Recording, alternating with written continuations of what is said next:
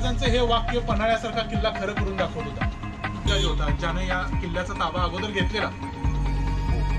कारण तुम्ही इथून जर खाली बघितलं तर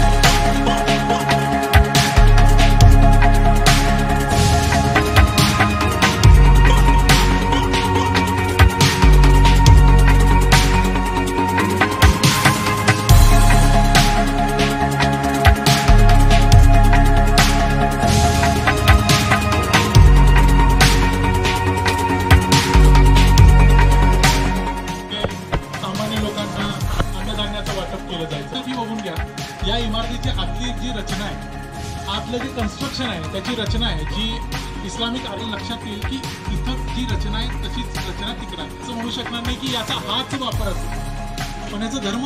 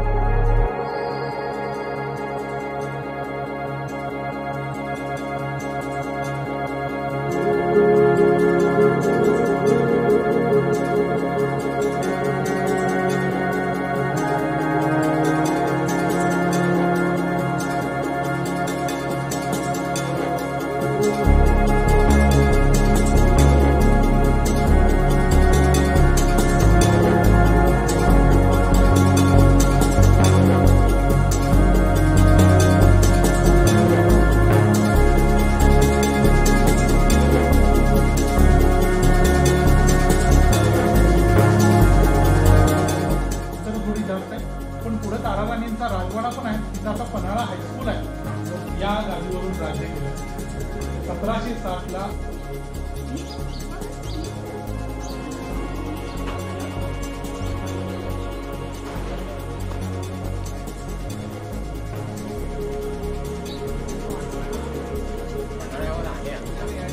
कोणी खरं तर मुलगा झालेलाच नव्हता।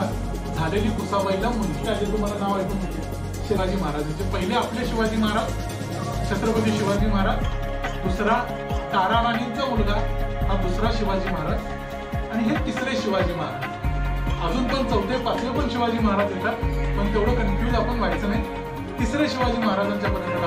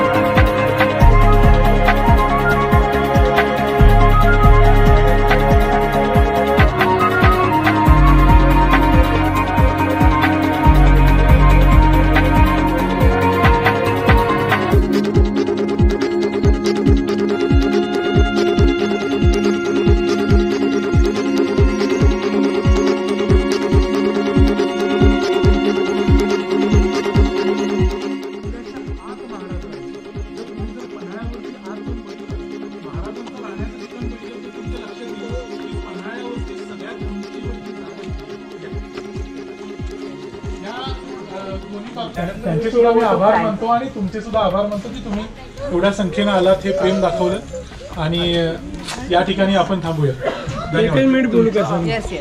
बोला ना। माझं वय 1 मिनिट सर, माझं वय 82 वर्ष आहे। किमान 18 ते 20 वर्ष या गडावर मी फिरतोय।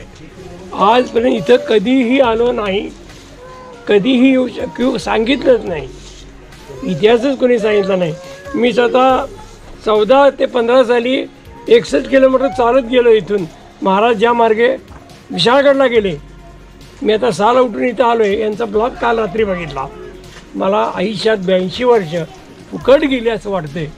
एवढ्या यांचे मी आभार मानणार. जर तुम्ही शब्द नाहीत. जर पुढं असं सरळ गेलात